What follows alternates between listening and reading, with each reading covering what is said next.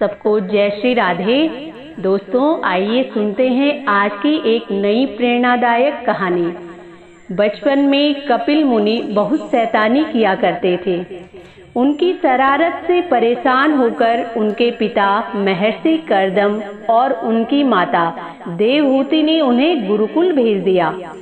एक दिन गुरुकुल के गुरुजी महर्षि कर्दम के पास पहुँचे और उनसे कहा, ऋषिवर क्षमा कीजिए, मैं आपके पुत्र को शिक्षा नहीं दे सकता। महर्षि कर्दम ने सोचा कि कपिल वहाँ भी शरारत करता होगा, इसीलिए उन्होंने पूछ लिया, आचार्यवर, क्या वहाँ भी कपिल ने कोई शरारत की है?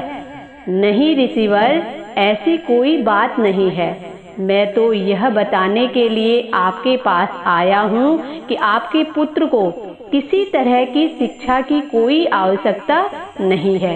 वह हमसे भी ज्यादा बुद्धिमान और तेजस्वी है।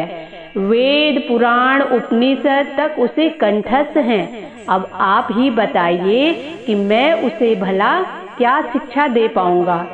बेटे की प्रशंसा सुनकर महर्षि कर्दम बहुत प्रसन्न हुए। उन्होंने सोचा कि अब कपिल अपने माता पिता के बिना भी आश्रम को भली भांति चला लेगा। इसीलिए उन्होंने संन्यास धारण कर लिया और तपस्या के लिए हिमालय चले गए।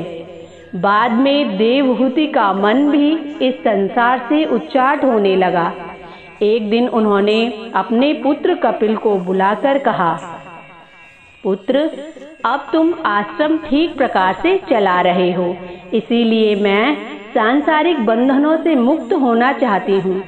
लेकिन पुत्र मोह मुझे छोड़ नहीं रहा है। सोचती हूँ मेरे बाद तुम्हारा क्या होगा। इस पर कपिल ने कहा, माँ, मेरी मृत्यु के डर से अपने सुखी जीवन को नरक मत बनाओ। इस संसार में न तो मेरा कुछ है और ना ही तुम्हारा। जो कुछ भी है सब प्रभु का है। न कोई अपनी इच्छा से जीवित रह सकता है और ना ही कोई मर सकता है।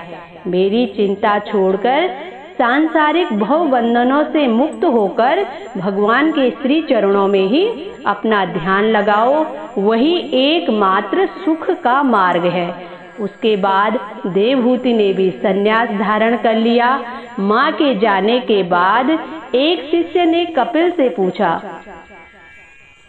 क्या आपको भी माँ का मोह नहीं लगा?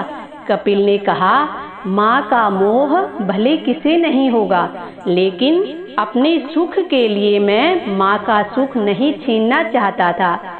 कपिल ने अपनी माँ को जो ज्ञान दिया वही बाद में सांख्य योग के नाम से प्रसिद्ध हुआ। तो दोस्तों, ये थी हमारी आज की कहानी, सुख का मार्ग।